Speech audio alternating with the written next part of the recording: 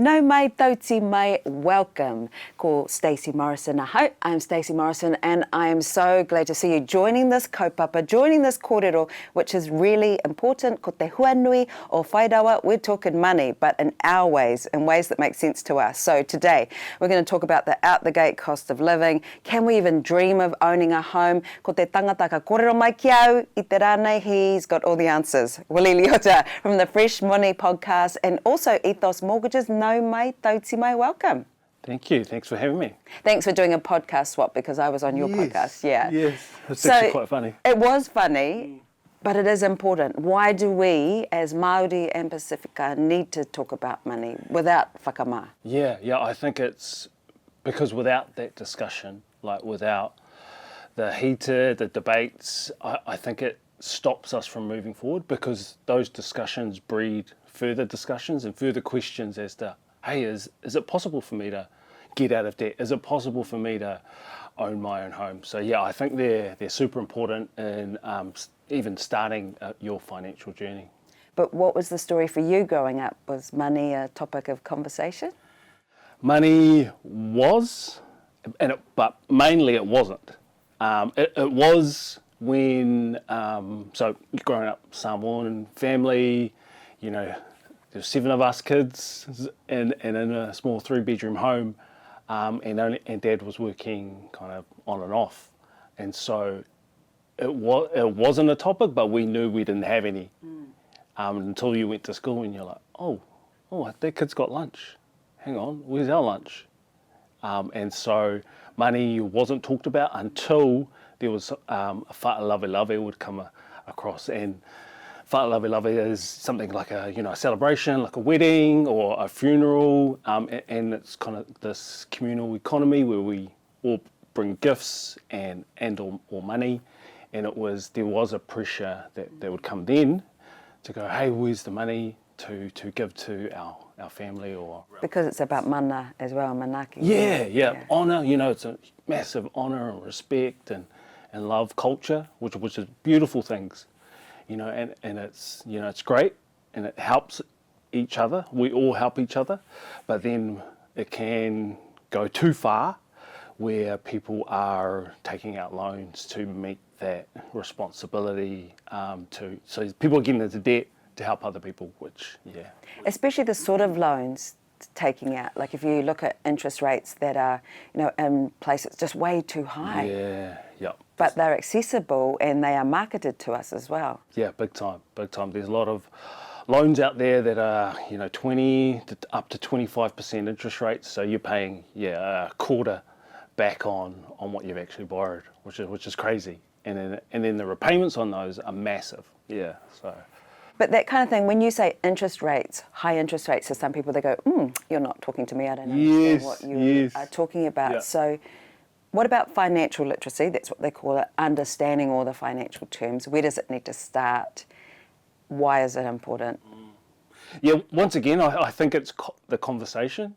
That's why I started the Fresh Money podcast, is to start the talanoa around money so people can start having some sort of framework to start their journeys is a discussion, and it's what I say to anyone. Hey, talk to someone, go and ask that question, be curious, because it's from that curiosity that you'll start to learn.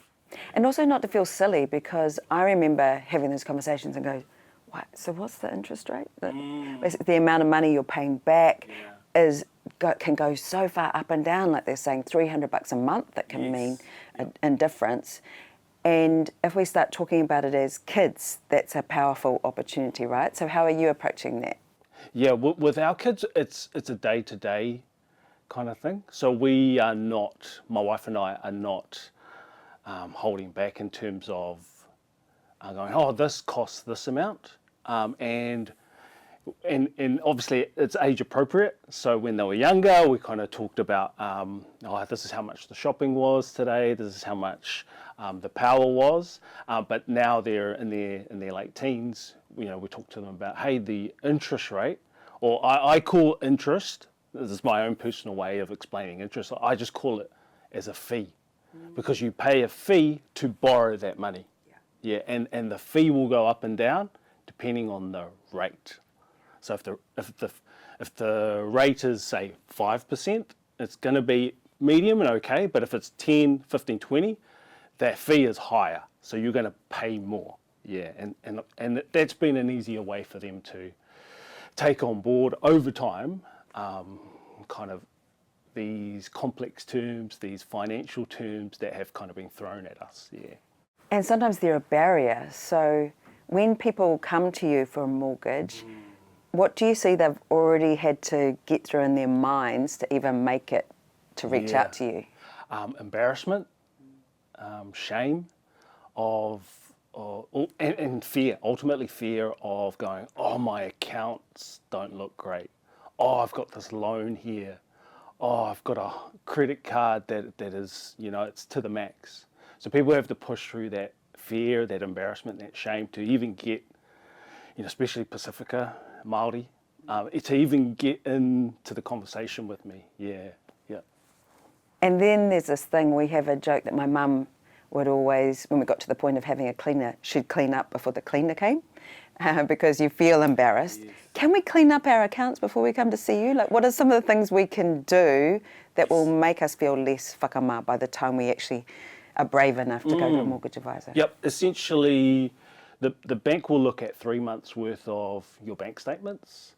So you don't have to clean it up, but it helps. It helps your application. So what you can do is ensure that you know what money's coming in and know what's going out to ensure you've got the right amount in there. So essentially it's having a budget, or some people call it a plan for your money. Sounds simple, but if you ask a lot of people, how much are you that? Yep. So it doesn't have to be complicated.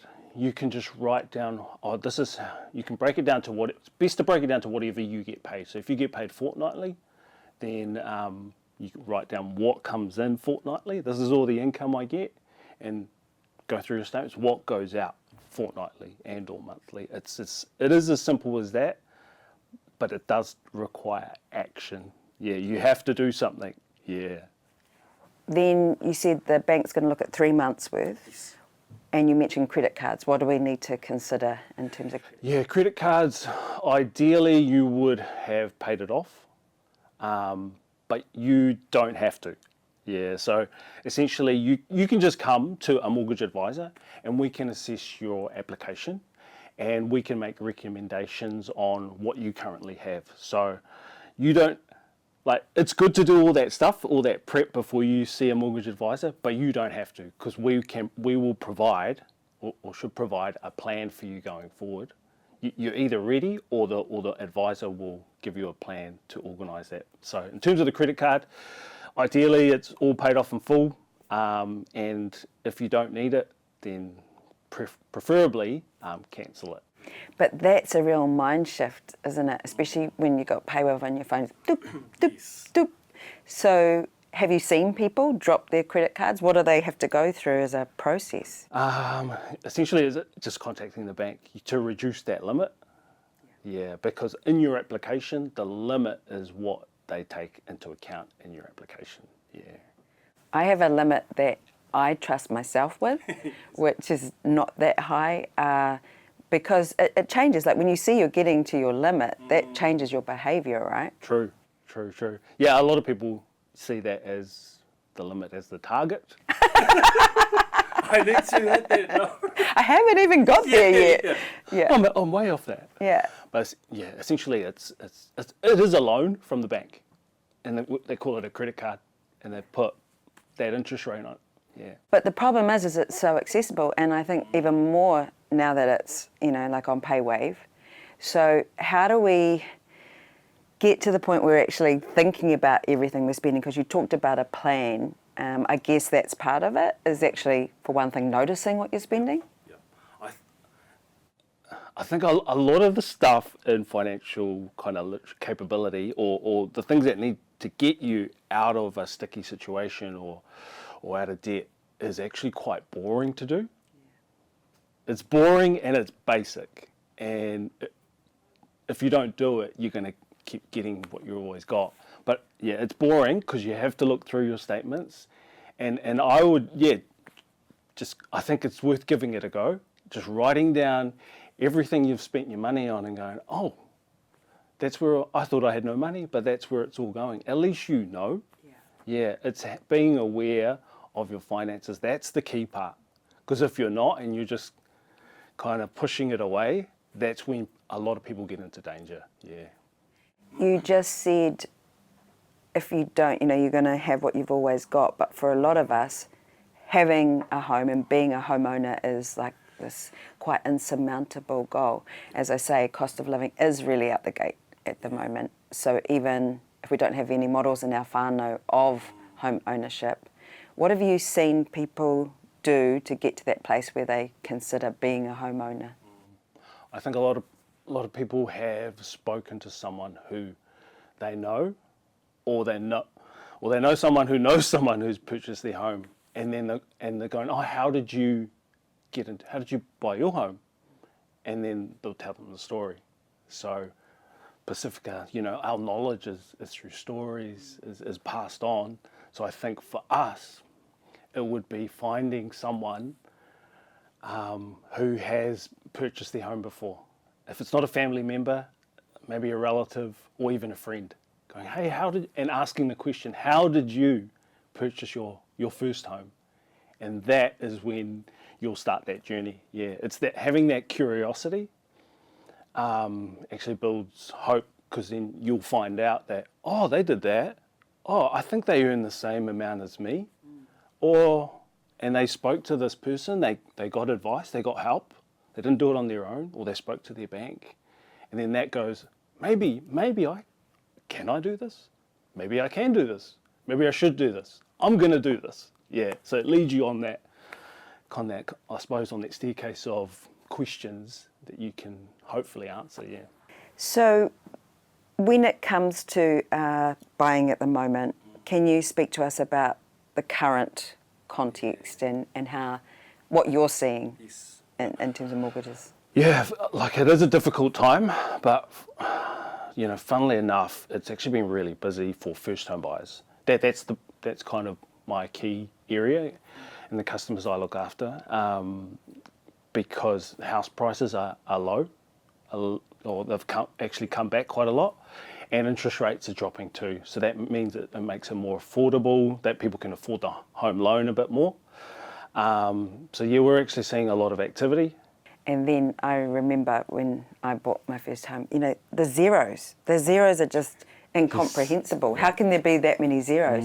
And it's a weird feeling. It just feels like you're in a lot of debt. How do you change your mindset about that? Because I think it puts a lot of people off. Yeah, I think it's that capability, that literacy, just learning about it. Like most banks actually all of them, have a lot of education on there around interest rates, around the dollar signs, and around what it all means. And then you can actually ask them for help too, going, hey, can you explain to me? And I think it's those questions that we get afraid of asking because we don't want to come across as being dumb or silly. I've asked all those questions. And what about building a deposit? Do you say to people, what are some of the habits you need? They might say to you, oh, shall I invest in this? Or, shall I do shares and then try to get some out of that? What do you generally say, and what have you seen work? Yeah, what I've seen is, KiwiSaver. Obviously that is, it's probably the best way to save, because you can't touch it until you're either 65 or you're buying your first home, or if you're in financial difficulty, you can access it that way too. But KiwiSaver is by far the most simplest, probably easiest way, because it comes out of your accounts or out of your income automatically. 3, 4, I think it's up to 10% you can contribute. But then that is, important. I am interested in these things. And by the way, I've got a fun fact for you. In Whai Rawa, in terms of your retirement, it's actually 55 that we can access funds. And she's getting a bit close here, but it's really, That's awesome. It is awesome, I think, because you want to live your life, and if you've done some pre-saving, that kind of thing. But some people, like the whole saving thing is hard, because you go, well, I actually haven't got that much money to start with. So what's worth saving? How do you do it? I think, from what I've learned from even from some of the guests that have come on the podcast is you've got to have that purpose, that goal for why you're saving, because saving is difficult, but if you have something that's worth pushing through that pain, then it makes it a lot more. Well, it makes it not easier, but it makes it worth it. Yeah. So if it's hey, this is for our house. End game. Yeah, this is for our house. We ain't touching this, and it's $50, $20 a week. It's those habits, they spread throughout everything that you do. So it might be a money principle, but it actually spreads. Those principles of saving, of putting things aside, saving Delayed for another gratification. time. That's it. Yeah, they actually help. So you're saying in your everyday life, you can go, for instance, going to the gym, you go, I don't feel like I've lost weight or gained fitness today, but then by the end of the month, I can see I have. Yeah. So it's that progression. It is, yeah. It's kind of that long-term view, yeah. Because, you do one workout and you're like, I don't have my six-pack. Yeah. So this is the long-term six-pack in the house, the kāinga. Yep. When you talk about Fresh Money podcast, I'm sure that you were partially interviewing people you wanted to know, you want to get inside their brains. So what did you learn? What are some of the key exceptional things you learned? Yeah, I think it's all of us are just so different. It's important not to compare your situation with someone else's. With social media nowadays, we're always looking over the fence, and we can kind of, it seems greener over there, or they've got more money, or they've got a new car, but it's important to stay with what you're doing and what your goals are, because otherwise you'll get distracted and you'll end up spending stuff. So I think it's important to not compare yourself with what other people are doing, because you actually don't know what they're really doing in terms of their financial situation. Yeah, they might have something flash, but you don't know, have their mortgage up to the hilt. Yeah, or they might have got a personal loan or car loan for that, which has a high interest rate. Yeah. Even some people apparently inherit things. Wow. What's that? Can't relate. But that's the thing, is that we have different experiences, and we speak as Māori and Pacifica, thinking intergenerationally, but then thinking about intergenerational wealth for me is quite a different concept. How, when we consider collective wealth, how can we still be motivated to do things like buy something for ourselves, or buy a home? What sort of kōrero came out of your podcast around that?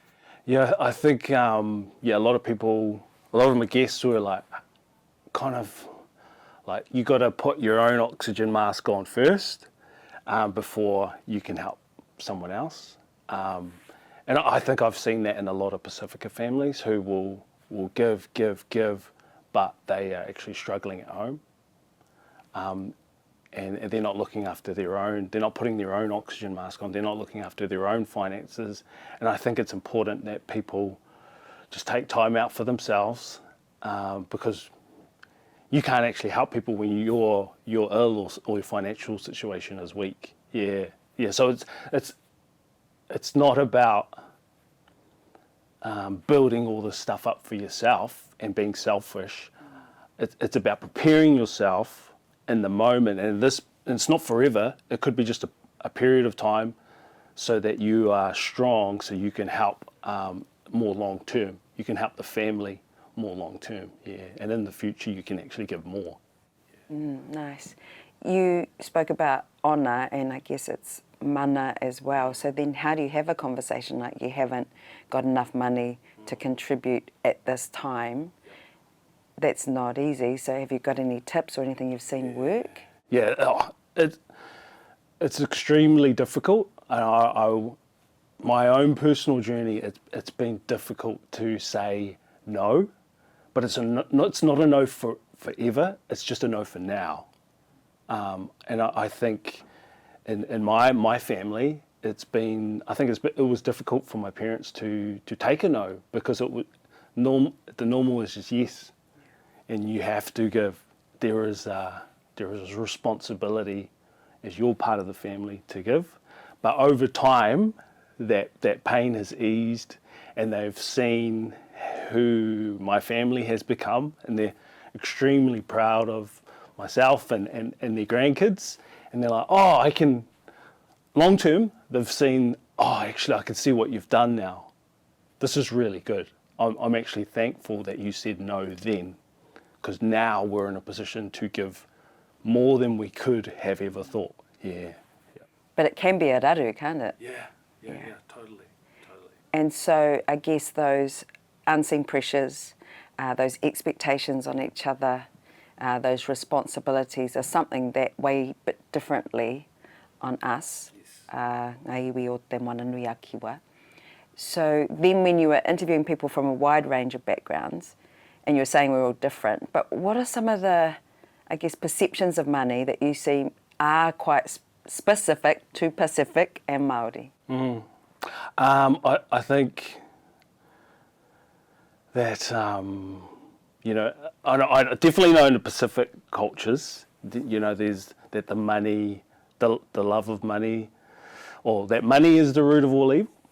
Because we're quite a religious kind of culture, and that, but that's actually not what it says. It's not money is the root of all evil. It's the love of all money. The love of money is the root of all kinds of evil. Yeah. But people have gone, money is the worst thing ever. If you get rich, you're going to be corrupt, and you're going to just think about yourself, and you're going to be selfish, which has this negative kind of framework around money. So people just go, nah, it's actually not a good thing to have heaps of money, because you become a bad, selfish person. Yeah. And I've judged people like that. I've thought, rich people are selfish, But I guess also you've seen a range of different people, very wealthy people, no doubt. Can you verify that some of them are okay? They are amazing people. Some of the most generous people I've met. Money actually, the money just makes you more of who you already are. If you're kind and you get heaps of money, you'll stay kind and you'll keep giving. If you were a giver when you had no money, you'll still be a giver when you've got money. Yeah, and if you were stingy or greedy, money's not going to change you. I've heard Māori millionaires say something similar, actually, ka hukura. She says, it just amplifies who you are, and if you weren't great to start with.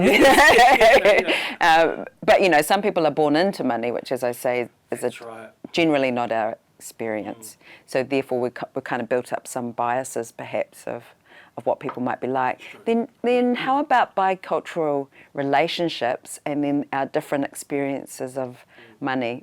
That's quite an ironic smile there. Yeah, well. My wife is Pākehā, and when we met, it was a clash of cultures, clash of financial know-how, lack, whereas, because her parents were all about the budgeting, all about the saving, all about watching pennies, and I was like, oh no, we're good. I just got that on hire purchase, Yeah. And it was this clash of cultures, but yeah, mindsets on what I thought was good money behaviours and what she thought, and that's hard. Yeah, that is hard too. But I think it's. And then your whānau responsibility. Yes, yeah, and they're pulling in that direction, and she's like, no, but we are our own unit now. Yeah. We're a team. How are we going to help our team first, so we can help the extended team a bit later? Difficult conversations. We have to stay open. We have to try and see the other person's way of thinking, even though we won't get it at first, and they won't. My wife definitely didn't get, like, why are you giving all your money away when we're trying to save it here? I'm like, this is what we do. This is part of who we are. And I guess then when you were talking about saying no, you don't want the no to get blamed on your wife.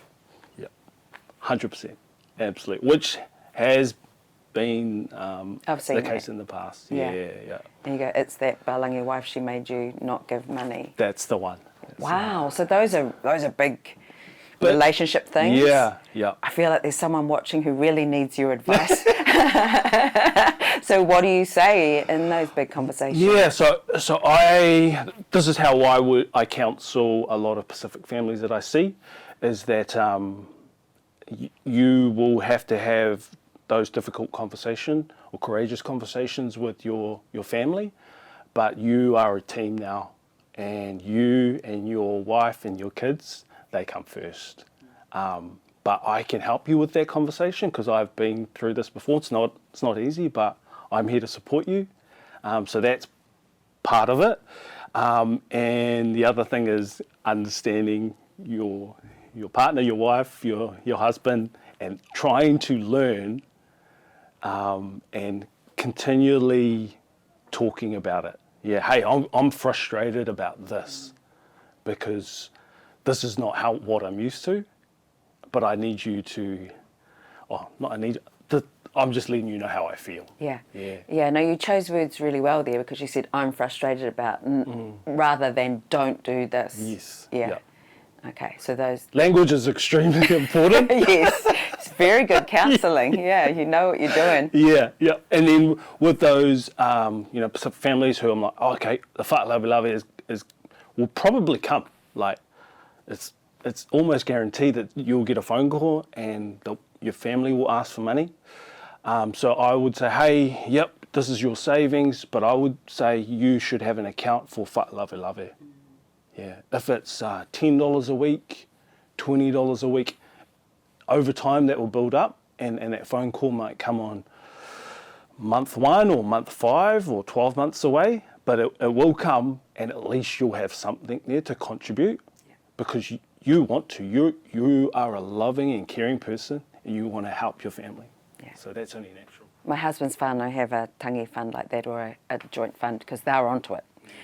So I think his mother started it, and so they put a little bit in, and then tangi time they can return what was given to them when their papa passed away, those kind of things. But yeah, it's good planning, right? And in terms of the best thing for you, the term you just used there, is home ownership still something we should all be aiming for? I believe so, but it's not everything to everyone. Yeah. I think if you're after, a home for your family, and because ultimately it still does depend on what your goals are. If your goals are security, a sense of a place for your family to grow up, home ownership is amazing. Yeah, but it's not for everyone. I think there's still a place for renting. Personally, going back into a business, we kind of sold a bit of property, and we are renting now because we are investing in the business as opposed to property. Yeah. So you can, fit for purpose, fit for timing as well. But we do tend to have, there's a general Kiwi dream, isn't there? That home ownership is the ticket to happiness. It's a thing. Happiness in general comes from within, I believe. But yeah, I think home ownership is still important, and with advice and help and support, it's still achievable. As long as it is an asset, not something that's going down and bringing you down with it. Yeah, exactly. Yeah. If you're in financial strife and you own a home, and these days I am seeing a few people having to get rid of or sell their property to minimise debt. Yeah. What is your message to whānau who can't imagine a life free of money issues or debt, and seeing that is possible? Oh yeah, I think it's seeking out stories again, seeking out people who have done it, because that gives you hope. Yeah, and hope is a powerful thing. Like it will cause you to ask further questions, to find more answers, to find knowledge. Yeah, to find more information. To help yourself and help your whānau get out of that. Because if you're doing it for your family, that's a powerful motivation. But yeah, I think and you will find, if you're hungry and you really want to get out of it, you'll go and look for stories. Yeah, I think if you're really seeking to get out, look for stories of people who have done it, find out how they did it. Yeah. And in these tough financial times, we're going to have to hustle, aren't we? Maybe Yep. It's going to be hard work. do the job Yep. that maybe we don't want to do for now, but Exactly. there's an end game. Yep. Yeah, 100%. Well, you said it. You're the expert. Yeah. Tino pai tēnei kōrero, tēnā rawa atu koe ahoa. Thank you for returning the favour. Oh, and thank you for awesome. the aroha that you have for people in the situation and the higher, loftier dream that you're holding for many of us. Pretty awesome. Willie, Leota, thank you you. so much. Thank you for having me. Kia ora, ko te Huanui o Whai Rawa.